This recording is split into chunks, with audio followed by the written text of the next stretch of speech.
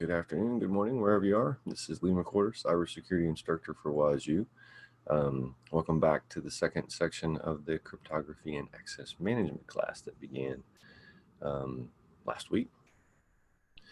We covered in the first video, which was immediately previously shot. The last time I thought we were going to have the start of this class, and it didn't turn out. I went ahead and shot that one, but I know that one covered, like our usual model, the first three lessons within the course. So we covered, as a quick review, a little bit of introduction to cryptography concepts, beginning with important, some revisited. I told you in the very first class that confidentiality, integrity, and availability would come back again, and here they are.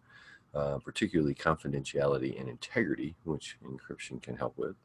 And you began to get some basic exposure to the Caesar cipher. And then probably one of my favorite lessons, lesson 2, all of the different ciphers.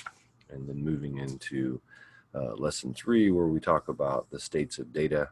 An important concept in itself. Data can be at rest, right? Stored on a drive somewhere on an archive tape, can be in motion, transferring across a network wirelessly or wired, and it can be in use, being processed by the processor and RAM and actively on the screen. So we talked about that stuff. So this week we're going to finish up. We're going to kind of blow through the last lesson on cryptography. I should say that cryptography comes back again in one of the later lessons to balance the fact that this is about half cryptography and half access management. But the last here in the beginning, the wireless cryptography stuff. And then we will get into a little bit of some of the beginning stuff on access controls, leaving us to wrap up the last 3 lessons, of course, next week. All right, so with that housekeeping done and administrative out of the way, let's start with lesson 4. Lesson 4 is actually a pretty brief lesson. It's on wireless cryptography. And it goes into, pretty great detail about primarily the wireless access protocols around Wi-Fi. This, even though in other sections and other classes, when we talk about wireless defense, for example, in the previous course, network defense, we were making sure to include information about Bluetooth and wireless and all that stuff. And the reality is that, beyond the focus of this lesson on Wi-Fi, you really do need to take into account the other methodologies as well. And I can even give you kind of a neat little example I'll add from a recent, just this last weekend. I was down in San Antonio for the B-Sides SA San Antonio, B-Sides San Antonio conference, security conference. Always enjoy those things. And one of the sessions, actually the last session of the day on Saturday evening, was on using SDR, which is software-defined radio. And the gentleman in question showed a really cool demo of how he was using a kit that he had sort of bought some different antennas and some equipment, and then was using software-defined radio functionality, which is a way that with software-defined radio, you can define literally the frequencies that you're listening on or broadcasting on, depending on your equipment. And so he dialed this into, I think if I remember right, it was 295 megahertz. And what he was doing was particularly listening to, he apparently lives in an apartment that has a key fob as the door lock. That's the key. This modern world, we're seeing more of this, right? Buildings with, and of course cars with their key fobs for getting in the door and ignition. And we've already seen multiple, issues with those, despite the move toward them. And he was highlighting some additional issues with those because he was able to, with his setup, capture that radio transmission at that frequency that little fob was doing to unlock the door. And of course, then he could decrypt that information. It wasn't even encrypted, really. He just had to kind of figure out the pattern, and then was able to basically start to analyze the way that if you will, packet of information was being sent. And it contained a facility ID number, and then of course an ID for the actual person, their key, basically. And of course, now that he had the ability to capture those and record them in effect as sort of a WAV file, within the software-defined radio, he could, of course, then replay those again and have success in opening locks. And he had a really neat demo where he had his equipment set up, and he was having not only his own key fobs, but he was able to work with a couple other people. And so this just highlights that it's not necessarily just Wi-Fi, as we've mentioned in other classes, that we have to be concerned about. But nonetheless, and in some ways, the reason they're not here though is because, like in that case, this key fob wasn't encrypting its signal. So it wasn't an encryption issue. As a matter of fact, lack of encryption could arguably be part of the problem here, right? So anyway, so in this lesson, though, we focus on wireless security, particularly what's called the IEEE, which is the International Electrical Engineering Group. And they put out all these different standards like we've run into before, and most of you probably have heard of, like 802A, 802B, G, N, AC. These are all the Wi-Fi standards, and they have different forms of cryptography put into them. And in the earlier standards of those 802 A, B, C, D, A, B, C, A, B, G, N, and AC, all of those Wi-Fi standards, they're not really in and of themselves. So that's about the transmission, of the Wi-Fi signal. But then we have these other standards that we use to ostensibly protect the Wi-Fi, like the WEP, the original WEP standard, and then Wi-Fi protected access, WPA, and then WPA2. These come from the Wi-Fi Alliance.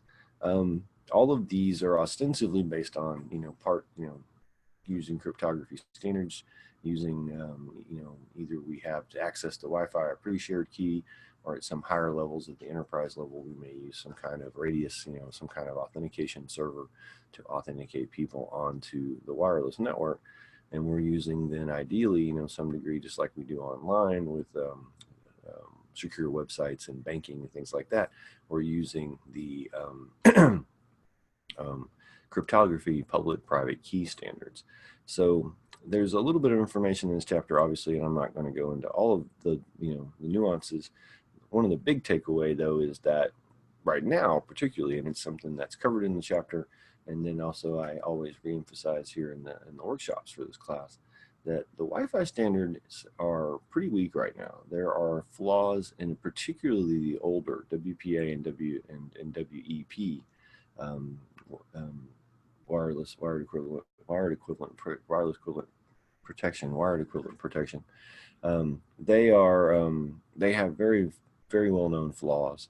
And even the newest, and it's old, we're actually kind of waiting on the next, I believe they're just going to call it WPA3, but there's a new standard coming out which should help, greatly increase the security of wireless connections, because even WPA2 has problems. There are all kinds of things that, attackers can do to, try to sniff that traffic, to try to knock people off that traffic, to try to, see if they can run various exploits to figure out various keys to be able to gain access.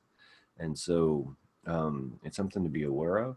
It's one of the reasons that given the weaknesses in Wi-Fi, that I always advise students, clients, everybody, if you're setting up Wi-Fi, in an organizational setup, then you're going to want to go beyond the basics of, like a home router with just a little simple password. You're going to want to put some additional protections in, and particularly even, additional and even more if, the need, depending on your organization's risk assessment.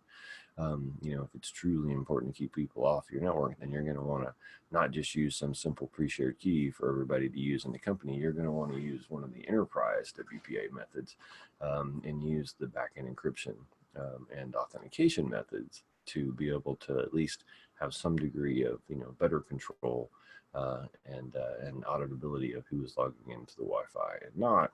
And then if you want to provide guest Wi-Fi, the simplest thing to do is, as I always advise people and clients, is if you really, if you're whatever you are, some kind of medical office, a restaurant, Starbucks, whatever, that you need to have Wi-Fi for your guests sitting around in the waiting room, or while they're, having their coffee at your coffee shop, whatever it is, then you want to make sure that you do not provide that Wi-Fi from your own internet access. You don't just turn on the guest access of your modem. Wi-Fi. A lot of people do that. The problem is with these weaknesses of Wi-Fi, if somebody can, get onto your Wi-Fi through a guest mode, then that even opens up additional potentials of how they might be able to attack that router, to attack that Wi-Fi access point, potentially jump, off of that onto your broader network. And so the easiest way to mitigate that risk and just sort of eliminate that risk is to actually implement a separate connection completely.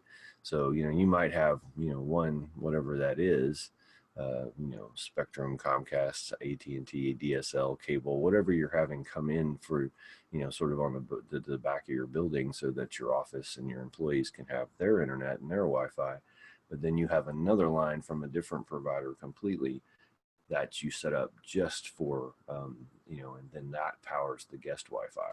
And that way, the guest Wi-Fi, sure, they have internet, and that's all you're providing. So even if somebody, maliciously gets in and totally owns your router, sadly, the worst thing they can do at that point is, sort of over potentially listen in on other conversations, if you will, play a man in the middle, because they're on that Wi-Fi access point and they control it now. So they could potentially try to listen in on other communications. And then you, of course, hope that your guests and patrons are using SSL, using HTTPS when they go visit, so that there's an additional level so that they're snooping on just encrypted traffic and it doesn't help them, actually gain any useful information about those people. You would want to, monitor and maintain that as part of your cybersecurity, even though it has no direct threat. There's no direct breach from that device into your own network because you've isolated those two. Now, the other big thing that's talked about and is kind of a cool, I guess I should say, I think it's cool. And then I know that most of the students have thought it very cool, but a few have also had, oh no, we just have this, some people have this non-like of math. I don't want to scare you. There is a little math in this lesson, because the last part of this lesson introduces, as we sort of finish up the cryptography for the moment and move into the access control stuff next, there is the story of Alice and Bob. Alice and Bob are, especially in cryptography, very famous fake people. They're used as examples in many cryptography lessons and books. And there's actually, you can Google Alice and Bob and you'll find that there's at least one, really good site out there that sort of has the history of when they were, used and how they've been used in different contexts to explain cryptography. And so what we have is a situation where Alice and Bob want to communicate with each other, and they don't want Evil Eve, another made-up character in our story here, to be able to eavesdrop on that communication. And as we've said before, and as I went over the basics of cryptography last week, one of the there were two real problems, if you will, with sort of the older style, single-use symmetric key, kind of things. One is you had to figure out how to get the key to each other. So if you and I were going to communicate, I had to figure out, some way I had to pre-communicate with you. Okay, we're using, a rot cipher. We're using a substitution cipher, or we're using a cipher pad, a one-time use pad. But we have to make sure that we exchange that somehow. I have to give you that pad that matches mine so we can do this. I have to tell you that we're using, the numbers in my code are actually the numbers of the words from a particular book. I have to tell you that, I'm substituting, letters for numbers. I'm substituting by shifting in the alphabet, rotating, and instead of, an A, every time I'm shifting by 4. If we're using one of those keys, then we have the problem of we have to share that kind of a key if we want to communicate.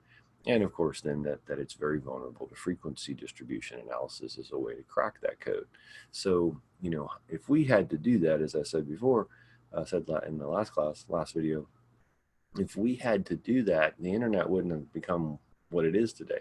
Because if that was the best encryption we had and the only encryption we had, because that means literally you would probably have to go, as part of going, setting up an account like with your bank, you'd have to go in, set up the account, deposit your initial money, and you guys, you and the bank would probably have to agree a key. This is what we're going to use whenever you, communicate. Here's this, code that we're going to use to communicate, or here are these keys that we've exchanged so we can communicate.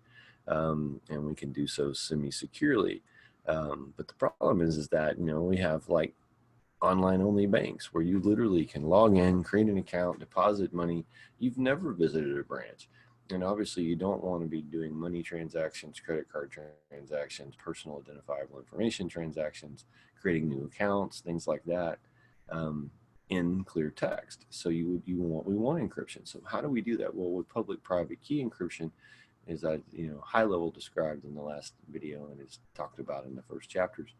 We have this situation where each party generates a private and, a public and a private key, and then the parties, are able to exchange public keys freely with anybody. And through the math magic of how this all works, when somebody uses their private key and somebody else's public key and encrypts a message, the only person who can decrypt that message is somebody who has the sender's public key, which anybody could have, but they have to have their private key to match the key that I used, the public key that matches. And when the math is done to create these numbers, then at the end of the day, we can agree, and only those parties can discuss and talk.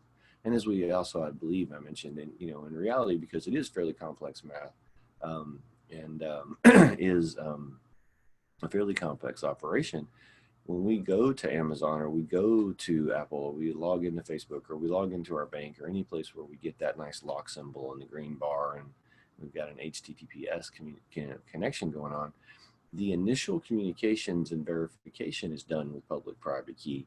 And the whole purpose of that is to share a key that we're going to use as a one-time use key for that transaction, because symmetric encryption is much faster. So we're really using public-private key encryption to then share a key we're going to use for the continuing back and forth conversation, and it's used for that transaction. Next time we log into the bank, we'll go through the whole process again and get another one-time key. So we get the benefit of being able to initiate a trusted communication between two entities online without having to pre-meet and pre-exchange keys, and we use we use that heavy mathematical function of public-private key encryption to allow us to set up an encrypted channel, which we then use usually only to send an encrypted key, which we then start using that key to encrypt everything back and forth. and so it's much faster than to just process the symmetric encryption. So what the Alice and Bob example here does is take you through a very simplified version of this. We are not talking about 128, 256-bit encryption blocks and a lot of complex binary math or something. This is a simplified example that is more, you could argue, a mathematical proof of how this works, and by taking it down. And so you're going to see that they're going to pick their keys, they're going to do it, and you're going to ultimately be able to work your way through the example as shown in the lesson, and you're going to do some math. You're going to calculate the values of combining these different pieces. And at the end of the day, you're going to be able to see that you can get the same answer, which, is just a proof of concept of how, the much more complex math of public-private and key encryption allows for those two parties to talk securely. I usually don't go through it because it's gone through in great detail in the lesson. As such, I'll leave you to look through it. Most people find it actually kind of eye-opening, enlightening. I wish I could see most of you do this assignment to see the light bulb go off when you're like, oh, okay, I kind of get this now.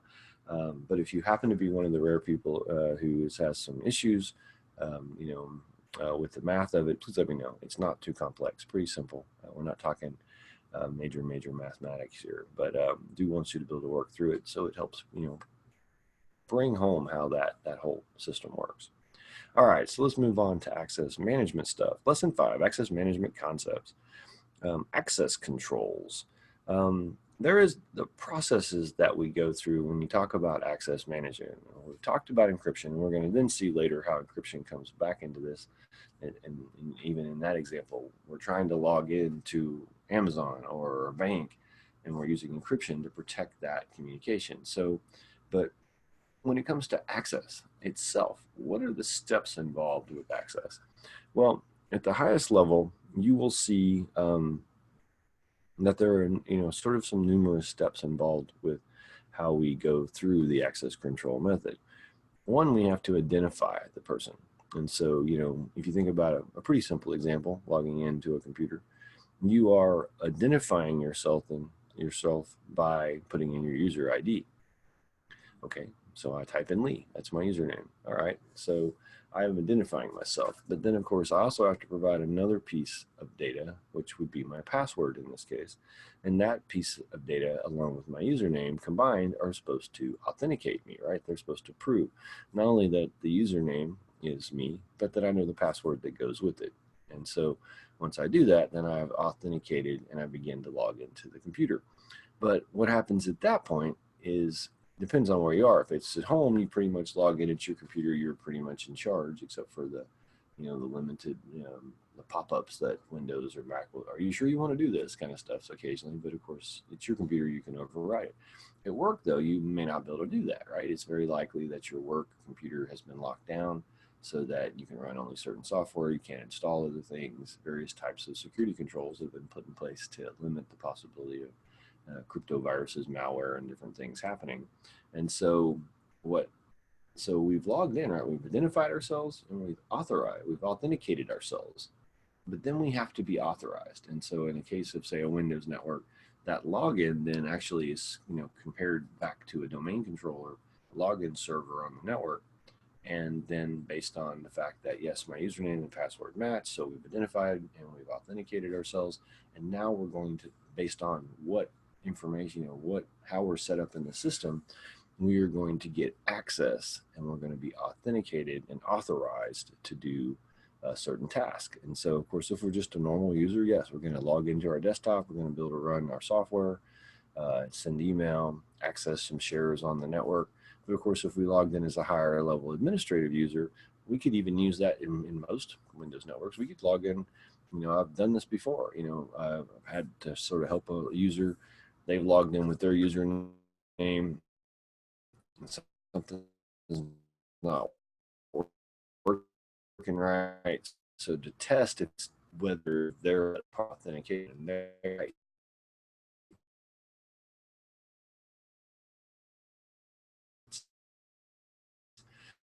versus so now I'm using their machines, and that then might allow me to, as an admin, I probably can see most of the shares on the network. So, I've done that before. I was trying to help, somebody figure out why they were in the accounting group. As far as we could tell, they were part of the accounting team, but yet they couldn't seem to see that accounting share. And so, after trying to connect to that accounting share and being told it didn't exist, or whatever, couldn't find it, couldn't connect, refused connection, whatever the errors were, wanted to sort of isolate whether or not that was a problem with that user's setup or if it was something to do with the machine itself. And so one way to kind of isolate that was to log that user off, log myself in as a higher level administrative account.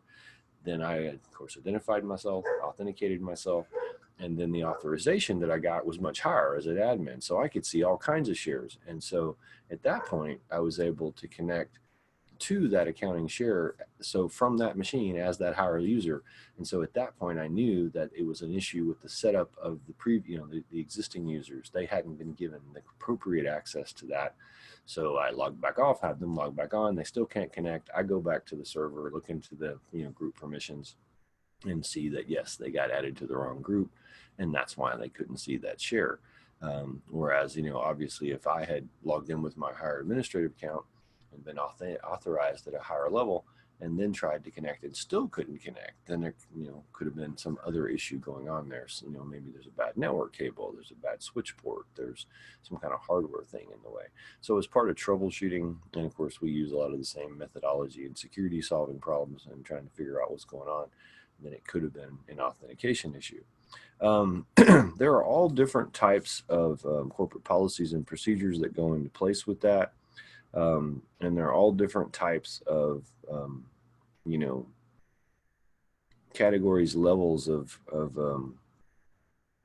permissions that you can give in access control. So of course you can have an admin or root user who pretty much, she can do anything she wants to. You might have, of course, standard permissions like read and write, author, things like that.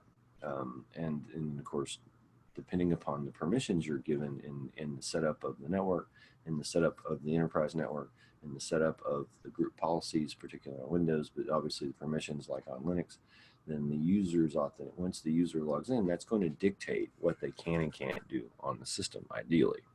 A number of corporate policies, though, as I said, have a varying or are directly, impacted by thinking about access control concepts, including things like the acceptable use policy. Okay, you're going to and think of it as a layered defense step here.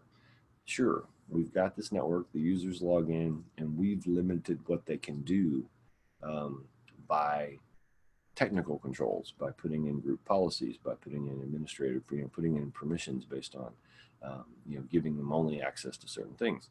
Okay, a good way to do that. We probably have a policy that states, what an average user gets, what a different users get, and so we follow that policy when we're setting up a new user.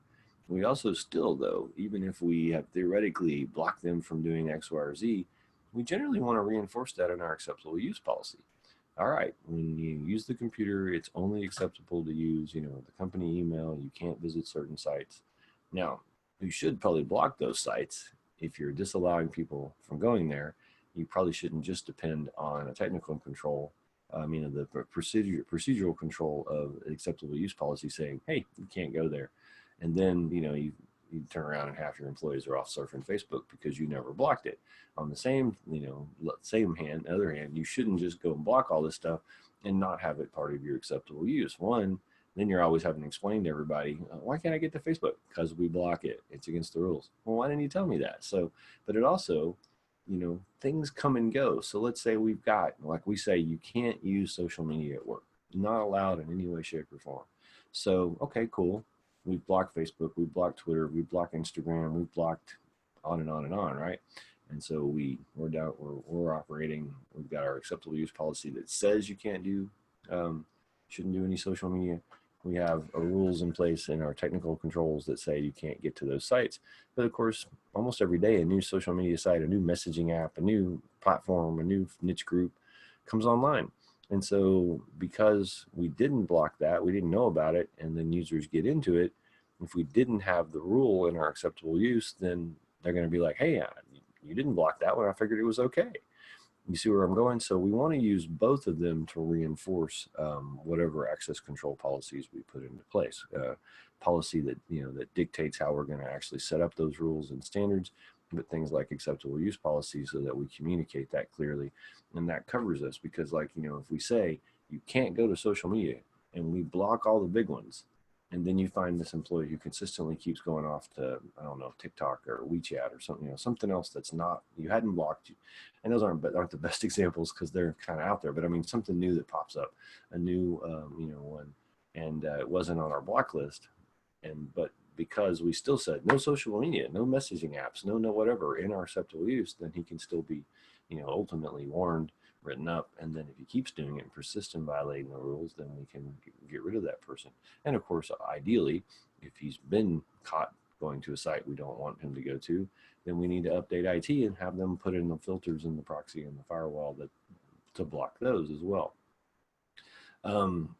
There are some things you got to keep in mind too is regard to remote access. That really is a factor, when you generally want to limit who has remote access to, once again, like everything else you do with the limiting policies, you limit people to just enough access to get their job done. So if a salesperson is traveling and needs to have remote access, then we're going to have to allow that.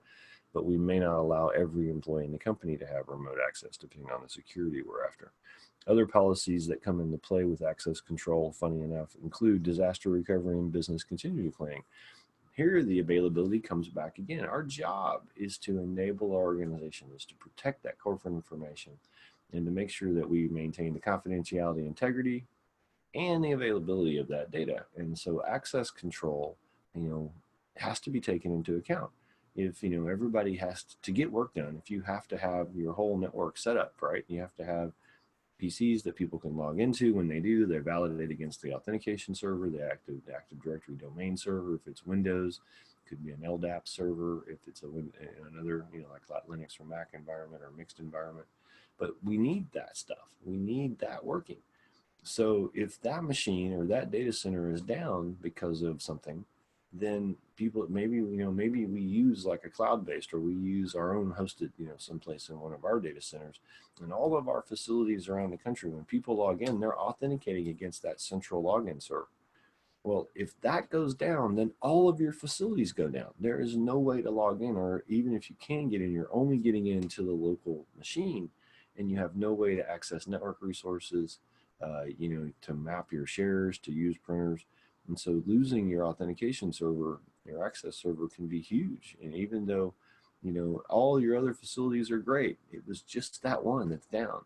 So once again, whether that's a natural disaster that took it down, a hack that took it down, a power outage that took it down, we have to plan for managing that as part of our disaster recovery and business continuity planning, because it's going to be a critical thing we have to get up. Otherwise, what are we doing? Are we locked down during a normal day, but then when a disaster happens, we just willy-nilly throw up some servers and let everybody on with a shared password? No, that's weak security. We can implement the same level and maintain our security if we plan appropriately for that business continuity. So then when we move into 6, it's titled Risk Management. I'm going to go through it fairly quickly, because while it definitely goes deeper in the risk management than we did in the first lesson, and is a very useful reinforcement of the concepts of risk management, there is some redundancy, some review, which is fine. I mean, that's what we do in this. We're going to, you're going to see Nmap multiple times. You're going to see CIA multiple times. These are important concepts. These are questions definitely that show up on, like Security Plus and other, security and network and technology related certifications. Things like, what can you do with risk? If we're supposed to manage the risk for our organization, if cybersecurity at its core is a big risk management exercise, well, we analyze our organization's risk, and then we take action to address those risks. How can we address those risks? Well, we have a number of different things we can do, of course, with risk. We can avoid it, just flat out, right? Like, okay, it's not worth it for us to have the risk of a penetration or a breach or a, privacy violation, even just amongst our customers, for guest Wi-Fi. And, people come in and out of our building and our gate, our door, whatever, like that. They're shopping, you don't usually, some places do, it varies. And of course, people now today, it's becoming ubiquitous. But, once again, the organization has to make their own determination. Is it important for me to provide that guest Wi-Fi? And if it is, for my job to do what we're going to do for the organization, then, the IT and security teams will make it happen. But we're going to have to, take different steps to manage that. But one way is just to avoid it. We can say, we don't need to provide guest access. We're a little corner grocery store. People are in and out of here. Their hands are busy picking up stuff to check out. They're gone. And so we're not a waiting room in a doctor's office. We're not a Starbucks or a coffee house. So we're just not going to do it. If you don't have it, no risk. We've totally avoided that. But if not, then how do we mitigate that? What are the other types of things we can do? We can mitigate that risk, right? Like I've suggested, we can break that off on a separate segment, get a totally different internet connection in for that, so we can mitigate the risk that our own guest Wi-Fi can be used to attack us and as a direct break-in point to our network. We can transfer the risk. That's where insurance comes in. And we are seeing, I think, sadly, partially, a lot more and more companies are buying internet insurance, kind of this insurance that says if something happened, there's a big breach or whatever, then that's insurance will pay out to help me cover the cost of it.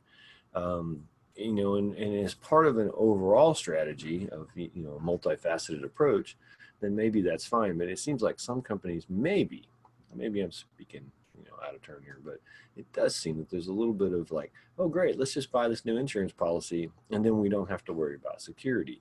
And that's not what we're going for, but we can transfer some risk, we can avoid risk, we can mitigate risk, which is really what we're trying to do in cybersecurity, right? Mitigate it most times.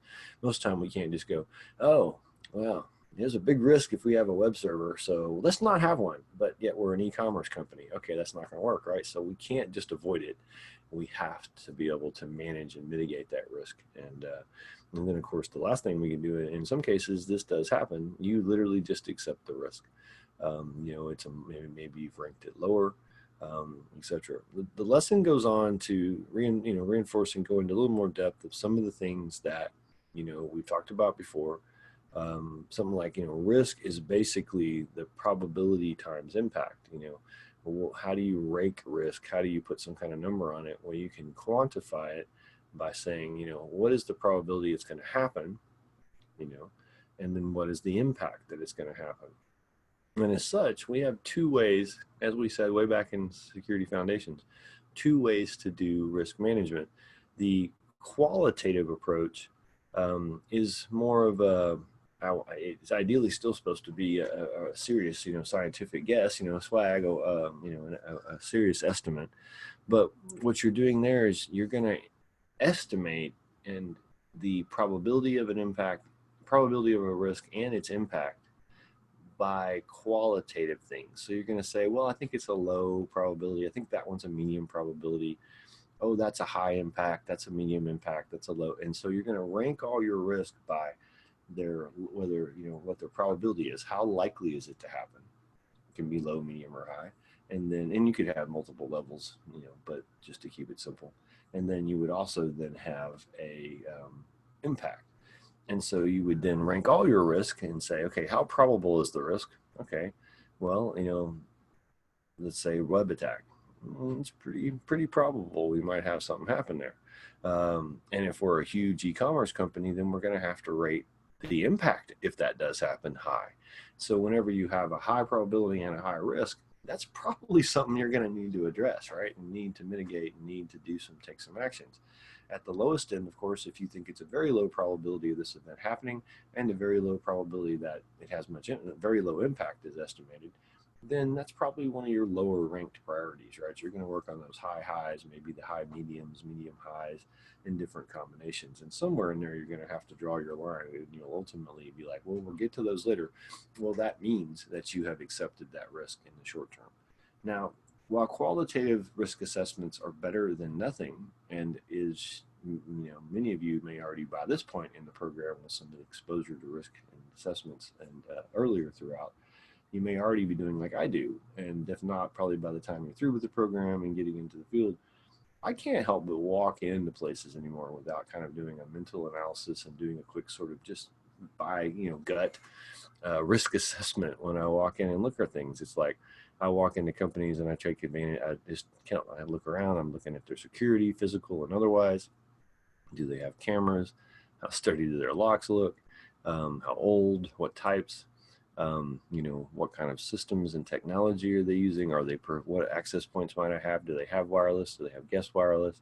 And I'm just going to eat there. I'm not even being paid to do anything. I'm not, a researcher for them. They haven't hired me, but I can't help but look at things. And when I see things that just glaringly stand out, oh, look, there's a Post-it note on that monitor, 10-1. That's the password for that point of sale system, right? And so I'm taking an assessment. And so with your own company, you should do the same thing. You've got to take an assessment, look around. Okay, well, we do these things. We have these things. We have Wi-Fi. We have guest Wi-Fi. We have internet connections. We have multiple locations. We have data in cloud, data in data centers. We have all over the place, different operations. So what happens? What is the probability that, somebody could break into the guest Wi-Fi?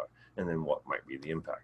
What if that somebody breaks into from the internet? What if somebody breaks into one of our data centers, breaks into a cloud center, takes down our login server, takes down our accounting server, takes down our website, and you go through this exercise of all of this. And so at the barest minimum, you definitely want to do that in a qualitative way, just low, medium, high, and sort of go from there.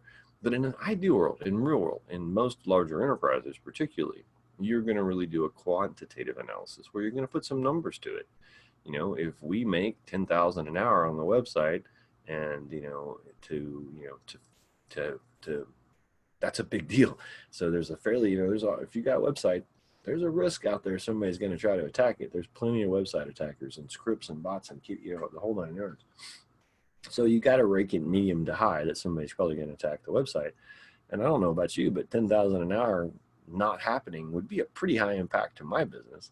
And I would love to make 10,000 a month, with the business, 10,000 a day, whatever, 10,000 an hour, that's huge. That's a high impact. So if that's really where I am, and I wish I was, then, I'm going to have to do something. I'm going to have to rank that as a high impact, a high probability with a high impact. But ideally what we want to do is put some numbers to it. We want to put numbers to it, even the probabilities. Probabilities are percentages. You're just taking, an educated, guess.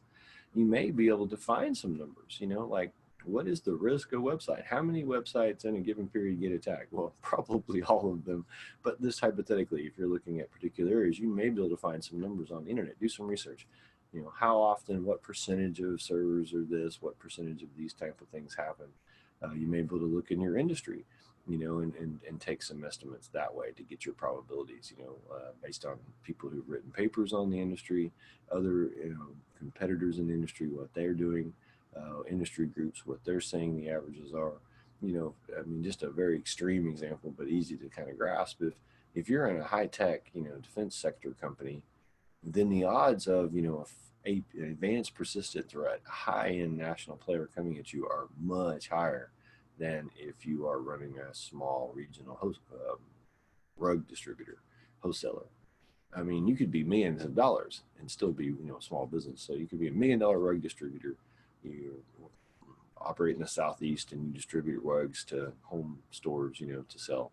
And you can make a lot of money, but is China or Russia or India or, UK or Israel, or is any player out there going to be attacking your business? Probably not.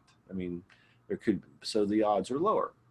It doesn't say there's none, but it's just lower, and probably substantially lower, especially if that is the risk you're analyzing. What is the risk we're going to be attacked by a really serious, like nation state player? In certain industries, you got to rank that high. In other industries, you can rank it really low to non-existent, and you might even find statistics. So you don't just have to go low but even high. You can say, there's a 90% chance that this defense subcontractor of this, we're a subcontractor of a subcontractor. But because we do this critical piece of a bigger piece, there's a pretty high chance they're going to try to get in. Maybe they want to come in through the little guy, right? And to work their way upstream. Or they're just hoping that they can get all the pieces, gather some of that espionage and data. And then, of course, but ideally we want to do it with a qualitative approach. We want to put numbers to it. We're going to lose this much an hour. It's going to take this much to recover. And then we can start to really rank the risk. If you think about it, if you have a set of risks that are like just qualitatively done, high, high, high, high, high, high. Okay, yeah, we're going to have to work on all three of those. But which one first? At some point on a qualitative, you're just going to have to make the decision. Is it the guest Wi-Fi? Is it the firewall? Is it the website, e-commerce? What is it that we need to protect first, and what is our highest priority? Whereas in a qualitative analysis, you're not going to have that high state. You're going to have 95% and a certain amount of impact of value that you put to it, and then the 90% and a certain impact. And you could find that, something that's only got a 50% impact, 50% chance of happening in your estimation, but if it does, it's hugely costly to you. Still might be something you rank higher than something with a higher probability, but it doesn't have as much of an impact, And so, that's where that high, even, so when you get to those, it's like, all of those qualitative, better than nothing. But if you have a bunch of high probability and high impacts, how do you determine at that point? And then what about the sort of grayish middle road? What do you do when you get, of course, the high highs are going to be priority over low probability, low impact. But what about in the middle where you get a high probability but a medium impact? What about a medium probability with a high impact? Which of those is, so just that approach is better than nothing, but not as useful as putting some numbers to it, and not just made up numbers. That's no different than, guessing, on the probability, qualitative. Quantitatively, we want real numbers. We want to try to estimate those numbers, have serious, kind of a budgeting forecasting exercise. We're trying to make serious estimates of how likely we think these things are and how expensive the impacts will be, how costly the impacts will be. Now, there is a little review of the 7 domains of the typical IT infrastructure, also another topic from the first class. So I'm going to move on to 7 as I run out of time here talking a little much. 7's pretty easy though, because it talks about access control systems. It's actually pretty straightforward, but I will warn you, like I've warned before and will again, especially when some of you continue on and when we get our next batch of graduates and they start talking about taking the exam, Security Plus, you definitely need to know your acronyms. You know, every field has them. We're terrible at them in tech and cybersecurity, and so you definitely need to know what they are. And so there are a number of different acronyms in this, which really talk about different systems of access control. So the phrase ACL stands for Access Control List. And an access control list can be all kinds of things. Technically, you could argue that firewall rules that are blocking or allowing certain traffic at certain protocols, that's an access control list. Who can access a particular machine, which user accounts have access to access a particular server or a particular network share or a particular file or a particular database. All of those can be called access control list. And so you'll be dealing in ways with a lot of access control lists, but there are different models that we can use. And so there's a lot of variants of ACL, basically, or AC as the case is. So you might have, you might see DAC, MAC, RBAC. My note, hard to read that one. ABAC. So what are all these acronyms? Well, they stand for different types of models of systems which we can use to implement access controls. The DAC stands for discretionary access control. If you're sitting at your own personal machine at home right now, like I'm sitting at this laptop, we are within a discretionary access control system. In other words, you, the owner of that computer, at your discretion, can decide who gets access to it. And it's not just as flippant as, oh, well, of course I can decide whether I let a friend use my computer or not. But even within, let's like my wife, I got a computer here, we got a couple more in the other room, our main systems, and we can share data. We have a shared drive we've set up in this house to be able to share things between each other. Many times we'll work on something and she'll want me to take a look at it, or vice versa. More times than me, if it's a Word document, like with my writing or something, I'm like, here, honey, can you take a look at this for me, proof it for me? So we have our own share here, but no administrator set that up. I did. I created the share and I gave us access. And as the owner of it, I set it up. I had the discretion. I gave the permissions. That's what sort of out of the box, the Windows, Mac, etc. access control policies are by default. They're discretionary, and they're discretionary based on the user. But then you have others like mandatory access control, role-based access control, etc.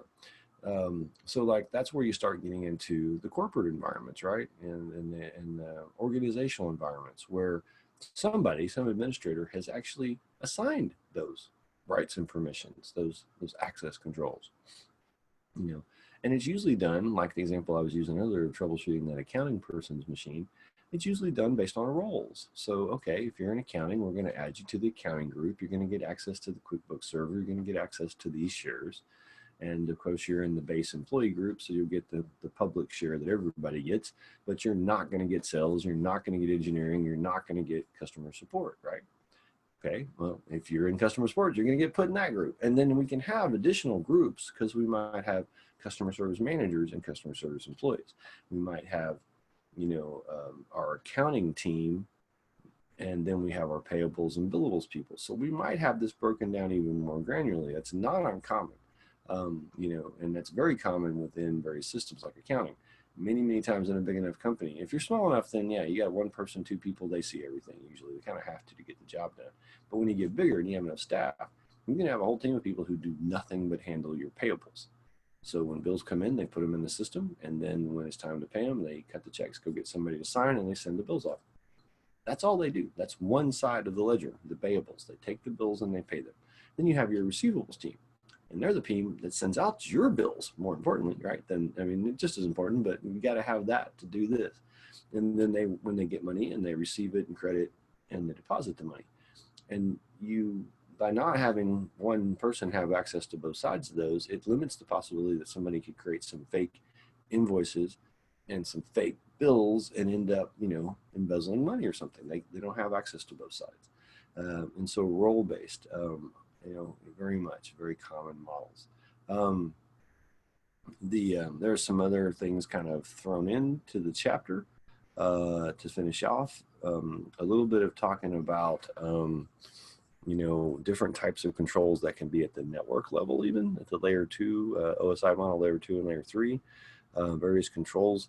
We've actually talked on one before back in network defense when we talked about port security.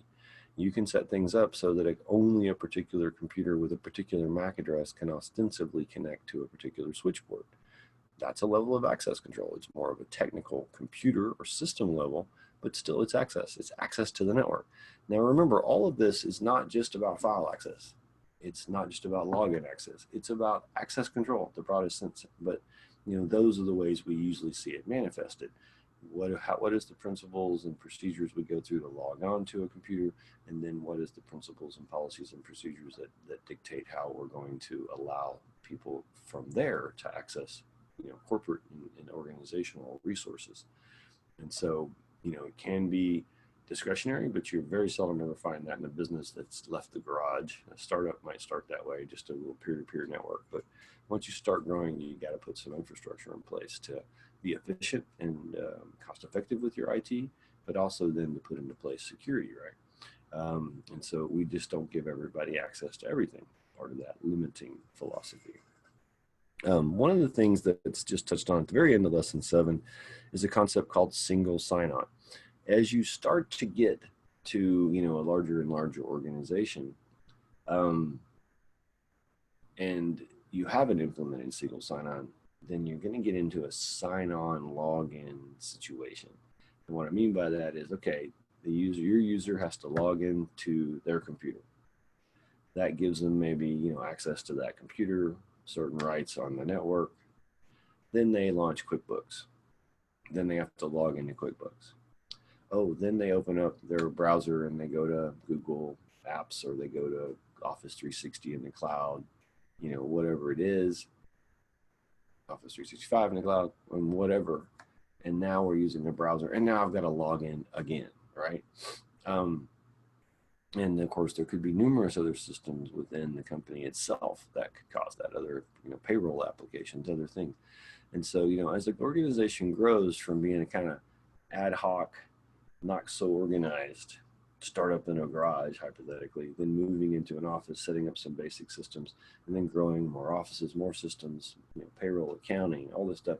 And then you could get to where, and I've had this happen to me, and still to this day have it happen to me, even though I also work on some places that use single sign-on, at least theoretically. But otherwise we do, but not everything falls under single sign-on, because we still use some services that are not federated. They're outside of that model for us.